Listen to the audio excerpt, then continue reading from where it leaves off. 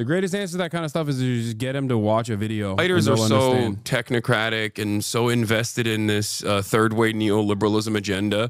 Like, they're zealots. But then the actual good, like, left populist or left populist adjacent Democratic Party politicians are unfortunately too soft. Like Bernie. Bernie is way too soft. I love him. I have so much respect for him.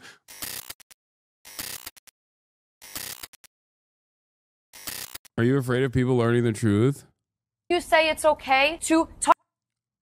Hasan is a MAGA communist? How dare you say it's okay to talk about an intifada? Well, intifada simply just means revolution, and I'm an American, and in 1776, violent we did revolution. one of those, and it was pretty fucking good. Yeah, what do you think? Do you think the American Revolution was a pickle party? We also bombed Hiroshima. We also bombed Hiroshima. Yeah, I know, and that was also unjust and unimaginably cruel. But of course, the Israel Defender is also defending nuking civilians. Hasan is a MAGA communist because I said the American Revolution was good is so funny. Is pamphlets MAGA? No, they just meme. I think they're trots though, or they make fun of trots maybe because their name is pamphlets. I don't know. They're funny though. They're ML. Okay, well I guess the reason they name themselves pamphlets ironically then. I don't know. I only see their meme posts. Uncle Ho admired the American Revolution as did Mao. Yeah, of course. It was a shot across the bow against the British Empire. It's like one of the good things that America did, even though it was implemented. It was a bourgeois revolution as well. Okay, still good though. Are you covering the Vox podcast today? Oh shit, I forgot. Do we have the video? Does anyone have the Vox link? I've got my own. If you guys don't send me the Vox link without a paywall, I will be watching this drama bait. This link has a paywall on it. If you don't send me this without a paywall, I'm gonna watch the drama bait. Okay, I'm watching the drama bait. Do it now. Quick. Send me the link. Archive link now. If not, it's f***ing drama time. It's drama time. You have it in the other tab? No, it doesn't. It's not. It doesn't work. Okay. Nudge theory saved your lives. Okay. Isn't there a video of this? Where's the video of this? Look at Megaphonic trying to do a f***ing poop sock. Take a day off, Megaphonic. You can't threaten a piggy with slop. Oh, that's funny. Where's the actual video or audio form of this? The boys are all right. At least that's what the polling and data suggests. Men under the age of 25 are nearly 20% more likely to vote for Donald Trump than women in that age group in the 2024 election, revealing a gender gap far larger than those in older generations. Democrats have been freaking out about their young men problem. When mom find the poop sock again, another poop sock. Y'all are so stupid. Here's the vid audio pod. Today Explained here with Eric Levitt, senior correspondent at Vox.com, to talk about the 2024 election. That can't be right. Eric, I thought we were done with that. War coming up.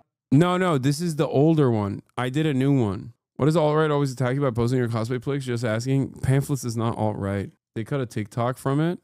It feels like we're at a pretty important juncture for young men, right? And there's a lot of people telling them to regress. And then, I don't know, it feels like you're on the other side of that fight, trying to tell men to grow.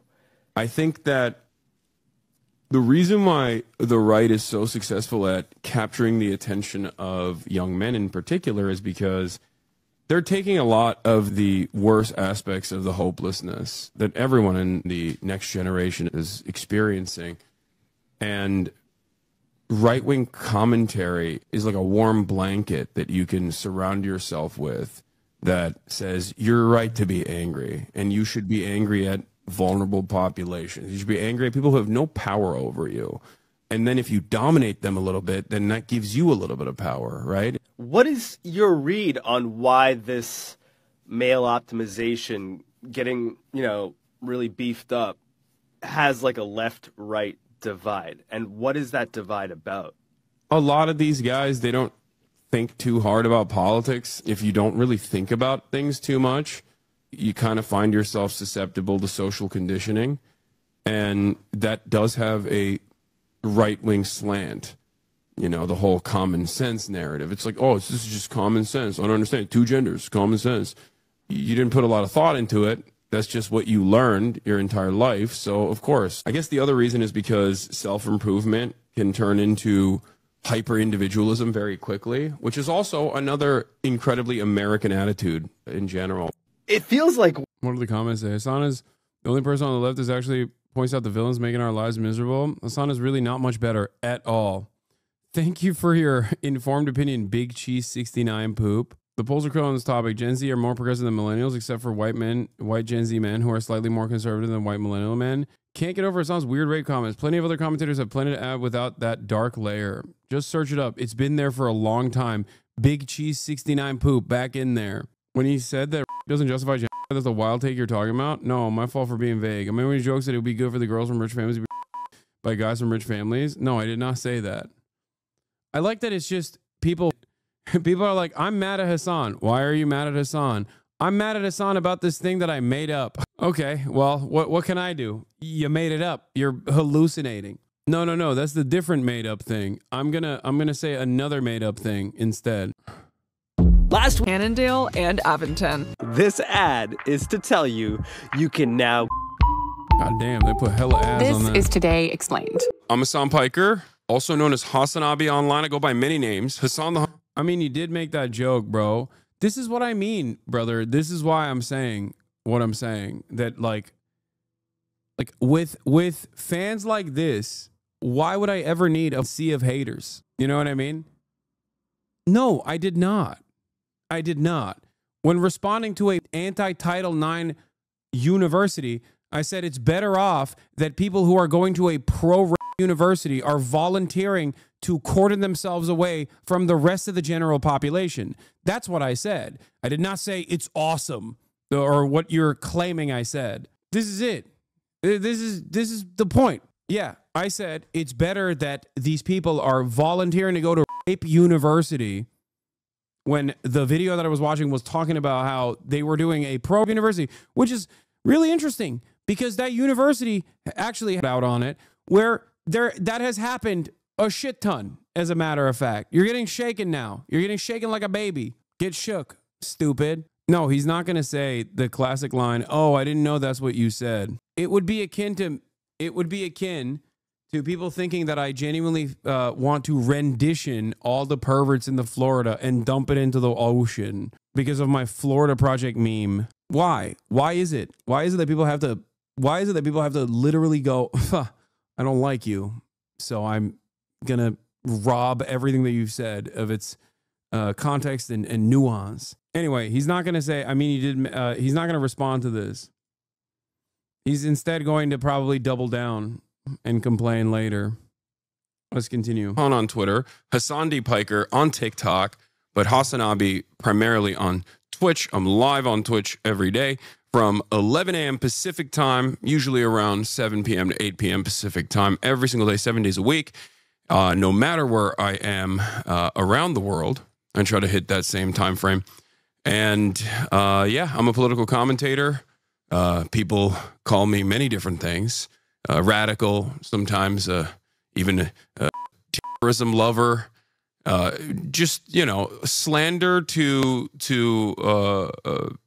I think designations that I would not see fit for myself, such as like activist, organizer, or even journalist, really.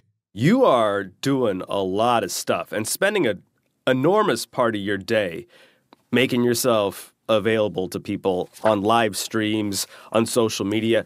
What do you think? Like, what's your sense of what people come to you for? I think a lot of people see me as talk radio that's always on, but with a Zoomer / millennial focus rather than anything else. Like it's just it's not that unique. I'm not like necessarily reinventing the wheel here. I think it's just like a guy that you can have in the background while you're doing your chores and you stay up to date. Maybe also sharing the feeling of catharsis or anger that you feel as well, that is being channeled by the guy that you're getting your news from. And the guy they're getting their news from has some strong political opinions, beliefs, and he talks about them often, but not exclusively. Yeah. What would you say are your politics? How would you describe them? I mean, I call myself a leftist, definitely an anti-imperialist. I think I'm anti-war. I believe that We should not spend so much money on 800 military bases overseas and constantly bombing some of the poorest countries on the planet. And we should instead spend it on infrastructure, jobs programs, and expansion of the welfare state, with the ultimate goal of creating a new way of organizing our economy and our society in general, an evolution from the existing form that is more egalitarian and has more benefits for as many people as possible. Because I think we're the wealthiest country on the planet. We are in the post-abundance universe, and I don't mean that in an Ezra Klein way. I mean, like, we literally have a surplus of food supply, for example. Like 10 million people should not be dying due to famine-related diseases around the globe at this point. It's a matter of supply chains. Like, it's a matter of not wanting to feed people. But saying that right now, saying that in 2025, when the federal government, the Trump administration right now is cutting back aid to some of the poorest people on earth, that's like inherently a left-right question. Do you consider yourself as a leftist a Democrat? No, I don't consider myself a Democrat. I think just like Bernie Sanders says, he finds himself caucusing with the Democrats quite frequently because that's the only game in town. But I wouldn't necessarily say I'm a Democrat. I mean, it is a duopoly. They're the only game in town. They're the only counterbalance towards the growing rightward shift in this country. And I oftentimes find myself at odds with the Democrats because I feel that they also make way for this growing rightward shift in this country rather than oppose it. Whether it be under the Trump administration, as we've seen so far, with Chuck Schumer refusing to fight back against the quote unquote clean continued resolution bill, and maybe even pushing for a government shutdown in an effort to use the only minority party power position that they have, or whether it be completely caving and capitulating to right-wing framing when the Democrats were in charge, when it came down to accelerating America's foreign policy, like the continuation of the Abraham Accords from the Trump administration, refusing to go back to the table with Iran, which was Obama's signature foreign policy accomplishment that Biden did not revert back to when he came into power, or most significantly, I think, the rhetoric around immigration and immigrant crime that is entirely made up. This isn't to say that immigrants are never doing any crimes. Of course, everyone does crime. But when you look at the data, immigrants are responsible for a far smaller share, both in per capita and also in totality of crime, than natural-born U.S. citizens are. So the notion that like undocumented migrants are doing tens of thousands of murders a year in the way that Trump has suggested is ridiculous. It's just completely made up. And the fact that the Democrats did not actually actively combat this very dangerous, very right-wing, very scary narrative that was built around lying was very frustrating for someone like myself. You make sense in that tent, which is, as you've heard a million times, a very big tent with Dick Cheney all the way to AOC, all the way to you. Do you think that tent has grown too big and that might be part of the problem the party's having right now? No, I think that there's a difference between like growing your tent and then I guess like what kind I know you're texting your hose right now. Yeah, my hose, the fucking hose of fear of like what kind of message you're putting out. Because the Democrats didn't really need to do too much to get Liz Cheney on board, because they were basically regurgitating neocon policies in general, right? Both Biden and also Kamala Harris with her interest in continuing like the Biden agenda. So they didn't, like, you don't really need to court Dick Cheney in that regard. He just came on board because it makes sense. You're following, you're following his dreams and his agenda to begin with, especially in terms of foreign policy. What I want is for the Democrats to actually expand its tent to the American working class. I don't care about Dick Cheney. Dick Cheney can say he wants to vote for the Democratic Party. The Democrats should probably say, yeah, we don't care. Fuck you. You're a terrorist. Or you're a war criminal. Your hands are bloody.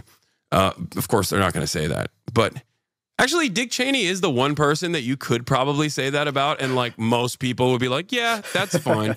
Like, even you might not even be able to get away with that with like GW, but you could get away with that with Dick Cheney. Like he is a monster and also deeply, deeply disliked. Like there's no constituency for this man. Just like there's no constituency for Liz Cheney. Like they just tried to make it happen. They tried to make fetch happen with Liz Cheney so hard when they're just like, yeah, no, see, you know, the country's over party. That's what we're doing. You know, me and Liz Cheney hand in hand. And it's just like doesn't make any sense because no one is a Liz Cheney head. Yeah. Like even the MSNBC watchers are like, I guess this is good because someone else might like it. That's always the marketing for the Democrats. Someone else is going to like this. I promise. I asked Tim Walz how many votes he thought Liz Cheney won the Democrats or won Kamala Harris, and he dodged the question. Yeah. I wish Tim was a little bit more of a fighter. That's the problem with a lot of these Democrats who I think are like much better politicians in general than the ones that get highlighted. I learned to just comment on those TikTok posts and never respond to the haters because I have no doubt if a normie genuinely wanted to check you out, they would find nothing in context that will make them hate you. Yeah, I mean, the greatest answer to that kind of stuff, is basically just that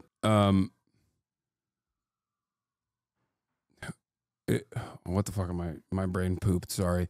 The greatest answer to that kind of stuff is to just get him to watch a video. Fighters are so technocratic and so invested in this third-way neoliberalism agenda. Like they're zealots. But then the actual good, like left populist or left populist adjacent Democratic Party politicians are unfortunately too soft. Like Bernie. Bernie is way too soft. I love him. I have so much respect for him. But this was my criticism of him in both 2016 and 2020. It's just like he was way too soft. He loved, well, in 2020 he also loves Joe Biden personally. That was another issue. But soft how? Like how do you mean? You think his policies aren't hard? No. That more his policies. I mean, yeah, his policies are great. I think for the time they are, fairly normal demands that every American would agree to. It's just that.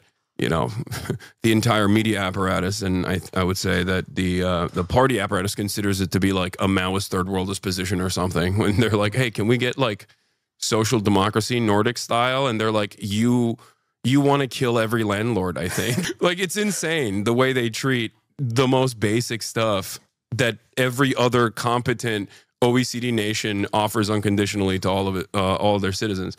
But no, I mean he needs to be more of a fighter as like. He needs to be more adversarial with the media. He needs to be more adversarial with other establishment Democrats in a way that's not dissimilar to, You have a lot of young people, 18 to 35, watching you, streaming you, engaging with you. What do you think their politics are? I mean, it depends. It's a broad variety. But I would say that a lot of young people are devoid of hope. They recognize that they probably will never retire, that they will never be able to own a home, and that most of their salary, if they're lucky enough to get a job that they hate, regardless, is going to go back to their rent. And these are the issues that are I think creating incredible amounts of pressure and pain in the minds of a lot of young people in this country. They just don't feel hopeful. And I understand it. I mean, how could you? How could you feel hopeful when looking around at your prospects and you're like, shit looks dire? And what do you say to them? I tell them to not cave to nihilism and to maintain revolutionary optimism and to remind themselves that there are things that are in their control, self-improvement being one of those things, and that they should remember that their cause is just and their demands are perfectly rational, and that they should continue trying to marginally improve both their personal standing, but also organize in their communities and unionize in their workplaces so that they can see some immediate benefits to that through collective bargaining. Hasan will return to tell us more about self-improvement in a minute on Today. Out of line, and your dividends. Just 100. It's been reported that 1 in 4 people streaming on Hulu.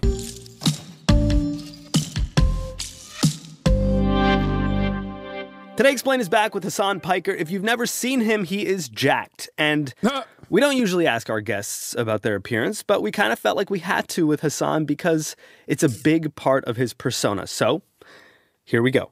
You're like a bigger dude. I'm like a skinny dude. Do you look at me and be like, why is this guy self-improving more? Why hasn't he fully actualized himself?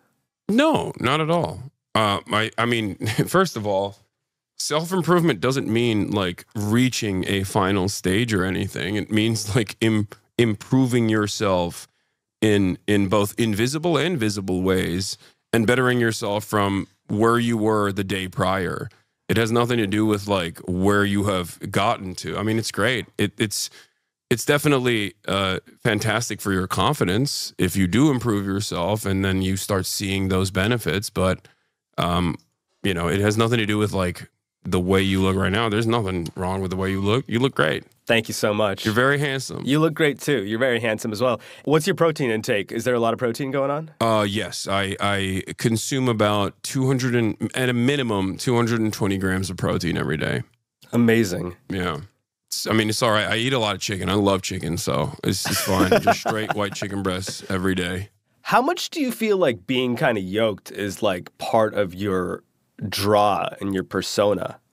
I think initially in leftist circles it's a negative. people look at me and immediately assume that I am a right-wing dude. I mean, at this point, it's like hard to say that because obviously most people know what my politics are. But if you don't know who I am from afar, you think like, oh, that's like a alpha bro, potentially right-wing kind of guy. What is your read on why this male optimization getting, really beefed up has like a left-right divide? And what is that divide about?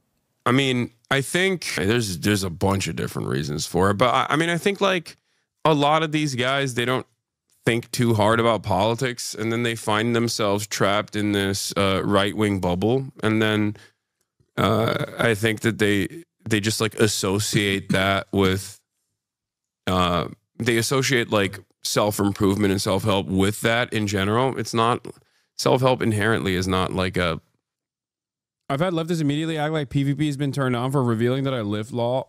I know.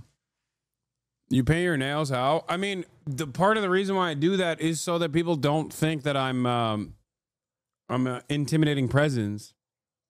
Oh my God, why is everybody fucking talking about Virginia Fox? I haven't seen anything other than like this account and this TikTok with fucking 400 likes. What is going on? And this TikTok that you just sent me is from 2024. What is happening? Why are you posting these things in the chat? Virginia Fox is from North Carolina. What is happening? No, I saw a bunch of people. If it's not the same person that's been posting both of these links, out of nowhere, people started talking about how Virginia Fox killed her neighbor. It's just one person? Oh, it's just this person. Okay, it was one guy. What is going on? I'm still pulling all the evidence together, but I'm almost certain my Congresswoman Virginia Fox caused her neighbor's death. Case law. What the fuck? Okay, get back to me when there's an article and not like a person on TikTok claiming this, please. Like a leftist or a right-wing thing, I don't think. Mm-hmm. But it does seem like a lot of the content creators that are promoting that and presenting themselves as that are definitely, at the very least, right-wing. But I think part of it is because the Throwback to when you went to the BLM protest with your computer on your back, but couldn't get many interviews, and then someone posts a photo of you there, and you're dressed like a plainclothes cop. Yeah, that was a throwback, wasn't it? That's just the domineering attitude in general. If you don't really think about things too much, you kind of find yourself susceptible to social conditioning, and that does have a right-wing slant. You know, the whole common sense narrative. It's like, oh, this is just common sense. I don't understand. 2 genders, common sense. Like, you didn't put a lot of thought into it. That's just what you learned your entire life. So, of course, like, you know, you kind of slot yourself into the right wing in that regard. I guess the other reason is because self-improvement can turn into hyper-individualism very quickly, which is also another incredibly American attitude in general. But, like, that's what it is. Those are the 2 main factors, I think.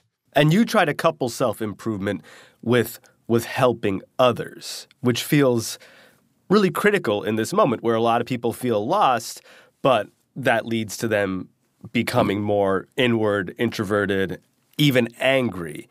Yeah. How do you feel like you're faring in that battle right now to not just, you know, improve yourself inside and out, but to be more considerate of those around you? I don't know. I mean, I'm a stubborn dude. And I'm not like, you know, doing deliberate gym content specifically because like I want to penetrate like the alpha bro fitness space. It's just like something that I have always liked to do organically. And you know, the content creator. This is a question I get asked a lot from liberal outlets, is the idea that like I'm doing the gym stuff because like it's a deliberate attempt to like present myself as more masculine or something. It's like, no, I've been working out. Why are you not soy? Yeah, that's kind of the question usually. That I watch from that space are people that I end up collaborating with or have at least like some mutual interests with, like mutual shared interests. Yeah.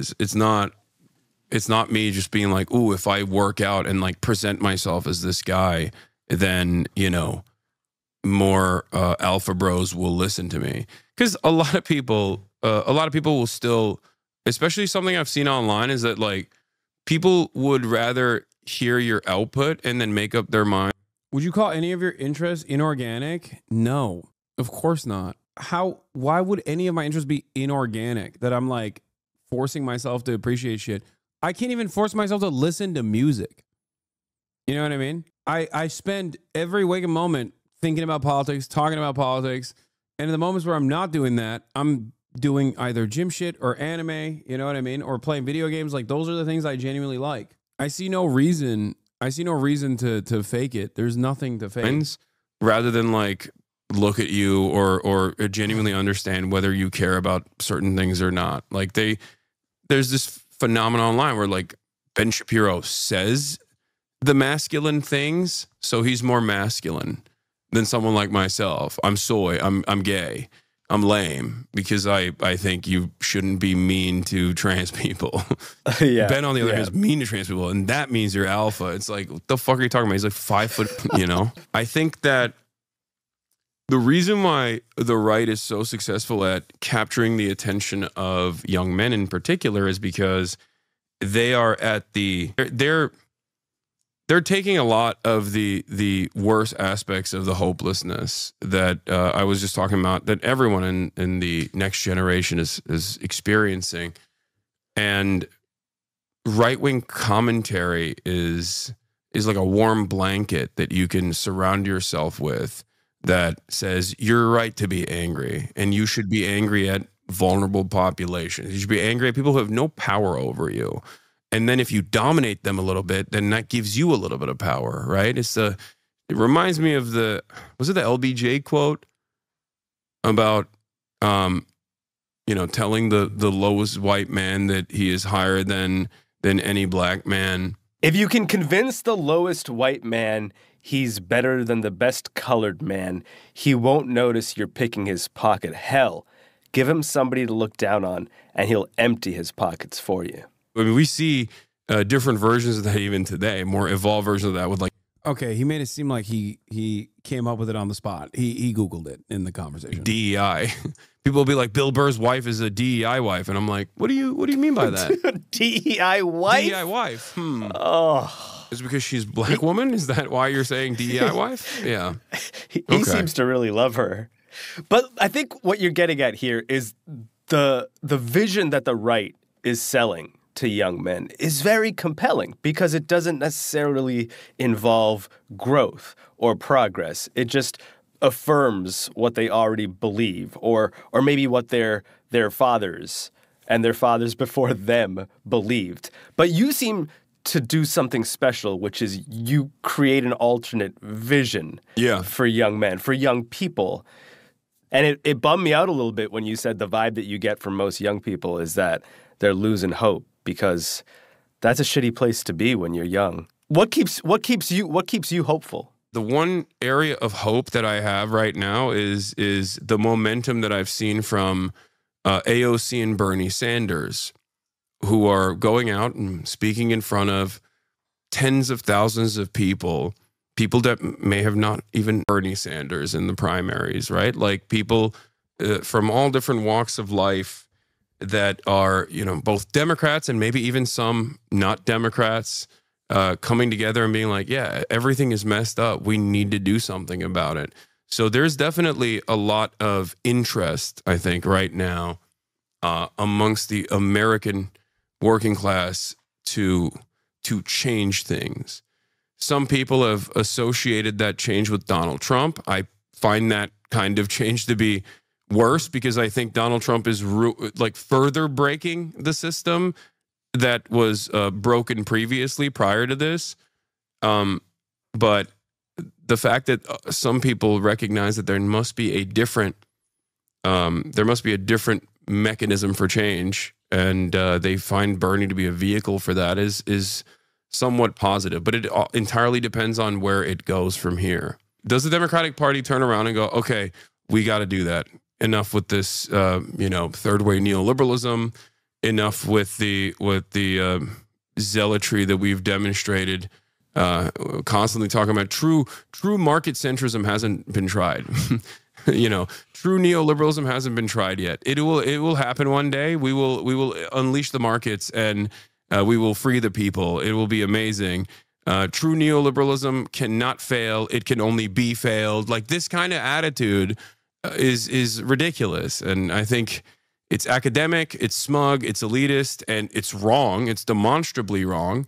And I think people don't want to hear it anymore. So I hope the Democratic Party recognizes that, and then more and more people run for office and say, no, I don't want corporate donations. I'm done with the billionaires and millionaires. I'm done with you. I'm done with the rest of the Democratic Party. I'm going to be a Democrat, but I'm done with the Democratic Party. That's what Republicans did over the course of many years as well. And they feared their base.